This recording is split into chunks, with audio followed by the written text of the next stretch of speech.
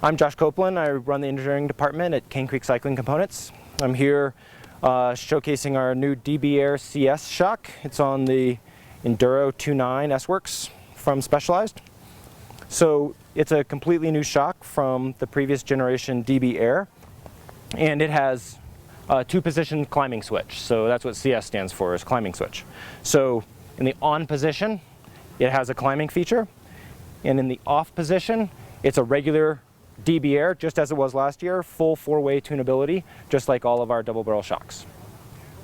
However, when the switch is activated, the climb switch, it activates a set of climbing specific damping circuits, which are specifically tuned for this bike. So we've been working with Specialized for about a year now on the specific tune for this shock.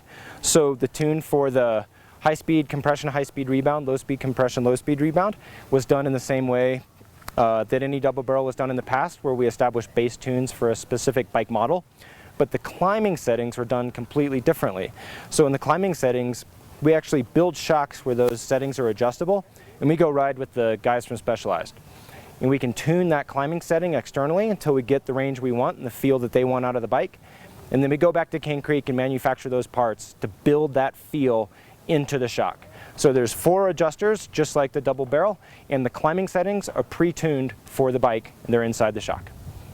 When the climb switch is activated on the DB Air CS shock, 2 circuits become active: a low-speed compression for climbing and a low-speed rebound for climbing. So that's quite a bit different from other climbing features on the market and other shocks. So what this does is it keeps the chassis very stable when climbing. It takes away like that annoying chassis motion that you sometimes get, but it still maintains the traction that you'd expect from climbing a full suspension bike. So the idea is that we take the double barrel technology and we can map that onto climbing, just like we've done for all other trail conditions in the past. So the double barrel Air CS still has 4 external adjusters, and those are totally independent of the climb setting.